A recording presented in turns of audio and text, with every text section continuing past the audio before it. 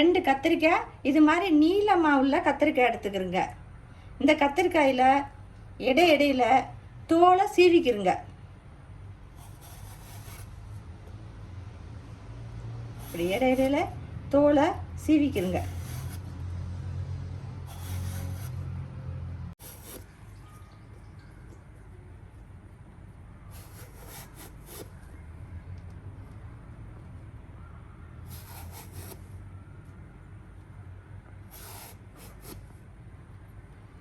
பாருங்க, இடையில இப்படி சீவிக்கிறோம்.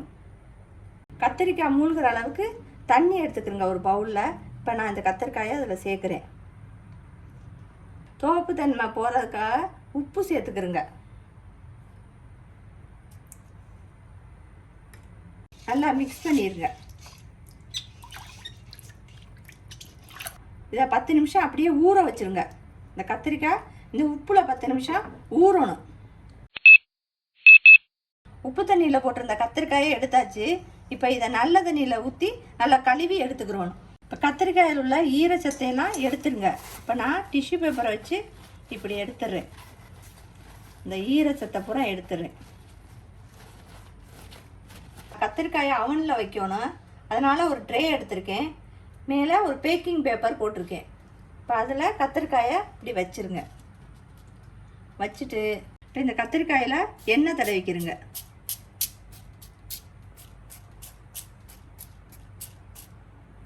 சுற்றி எல்லா பக்கமும் தடவிடுங்க. இப்போ இந்த கத்திரிக்காய் மேலே கொஞ்சமாக உப்பு சேர்த்துக்கிறங்க. அப்படியே தூவிக்கிறங்க உப்பை. இப்போ அவனில் 180 டிகிரியில் 20 நிமிஷம் வச்சுருங்க.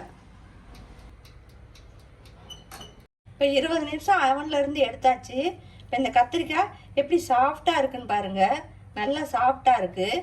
இப்போ இந்த குச்சினால் குத்துனா கீழே வரைக்கும் நல்லா போகுது பாருங்க. அப்போ நல்லா வெந்துருச்சு கத்திரிக்காய். இப்போ இதை கத்தினால மேலாப்பில் அப்படியே லேசாக மேலாப்பில் கீரல் போடுங்க. அதை 2ஆக அப்படியே மேலாப்பில் எடுக்கணும். உள்ள வரைக்கும் போயிடக்கூடாது. இப்போ பாருங்க, மேலாப்பில் அப்படியே எடுக்கிறேன் பாருங்க. கீழே வரைக்கும் போயிடாதீங்க. இப்படி மேலாப்பில் எடுத்தால் போதும். இப்போ இதையும் மேலாப்பில் எடுக்கிறேன் பாருங்க. இப்படி கத்தினால் லேசாக கீரை போட்டுக்குங்க.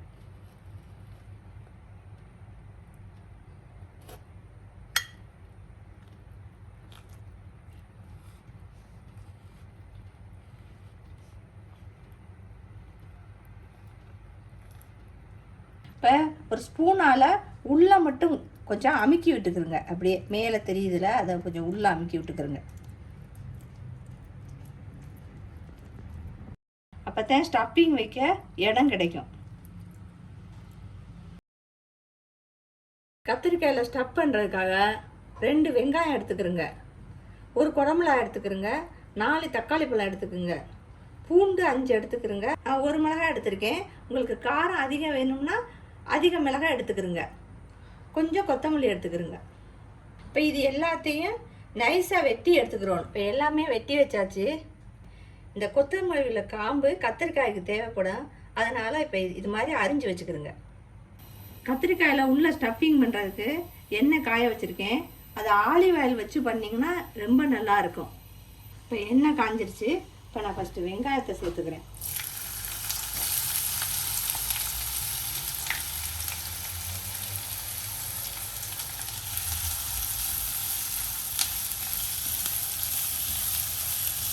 வெங்காயம் கொஞ்சம் கலர் மாறினா போதும். பொன் நிறமாலாம் வர வேண்டாம். இப்போ வெங்காயம் கலர் மாறிடுச்சு. இப்போ இதில் பச்சை மிளகா சேர்த்துக்கிறேன். இதோட பூண்டையும் சேர்த்துருங்க. பூண்டுடைய பச்சை வாசனை போகிற வரைக்கும் வதக்குனா போதும். பொன்னிறமாலாம் வர வேண்டாம். நல்லா பச்சை வாசனை போயிடுச்சு, பூண்டுடைய பச்சை வாசனைலாம். இப்போ இந்த ஸ்டேஜில் 2 ஸ்பூன் மிளகாய்த்தூள் போடுறேன்.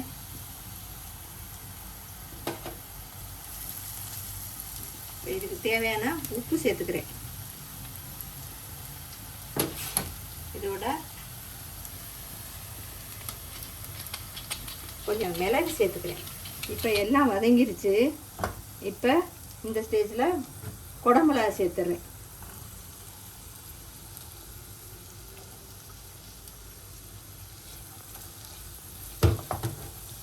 சேர்த்துட்டு அதையும் நல்லா வதக்கிடுங்க. தக்காளியை சேர்த்துருங்க.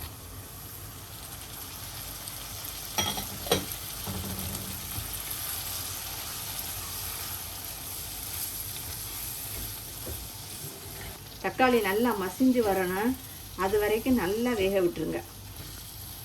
தக்காளி வேக 2 நிமிஷம் ஆகும். இப்போ மூடி போட்டு வேக விட்டுருங்க. பாருங்க 2 நிமிஷம் ஆயிடுச்சு. இப்போ மூடி எடுத்துட்டேன். தக்காளி நல்லா மசிஞ்சிருச்சு பாருங்க. இப்போ இதில் உங்களுக்கு பிடிச்ச காய்கறி எது வேணாலும் சேர்த்துக்கலாம். மட்டன் சேர்த்துக்கலாம், சிக்கன் சேர்த்துக்கலாம். ஆனால் நான் எதுவும் இன்றைக்கி சேர்க்கலை. வேணும்னா எது வேணாலும் சேர்த்துக்கலாம். இப்போ இது ரெடி ஆயிடுச்சு. இப்போ கொத்தமல்லி தலையை இதில் தூவி விட்டுருங்க. தூவிட்டு ஒரு கிண்டிட்டு இப்படி ஒரு கிண்டிடுங்க. எல்லா பக்கமும் படுற மாதிரி.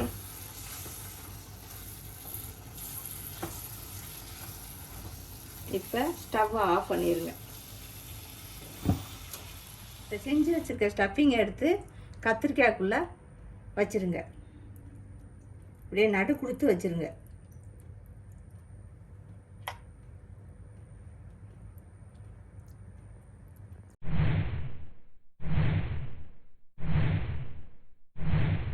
இப்போ இதில் நிறையா வச்சுக்கிறோங்க.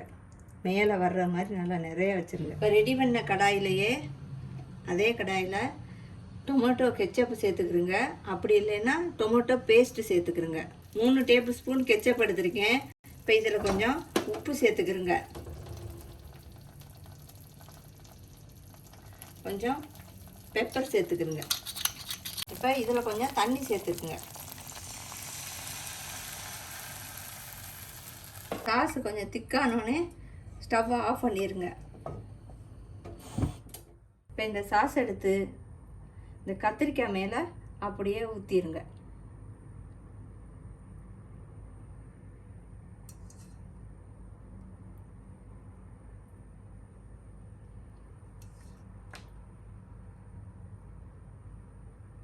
உங்களுக்கு வேணும்னா சீஸ் சேர்த்துக்கலாம். நான் இப்போ கொஞ்சம் சீஸ் சேர்த்துக்கிறேன்.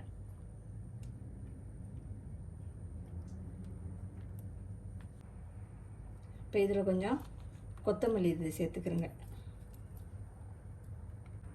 இந்த கொத்தமல்லி இது இலையும் அப்படியே சேர்த்துருங்க. இப்போ இது அவனில் 180 டிகிரியில் 20 நிமிஷம் வச்சுருங்க.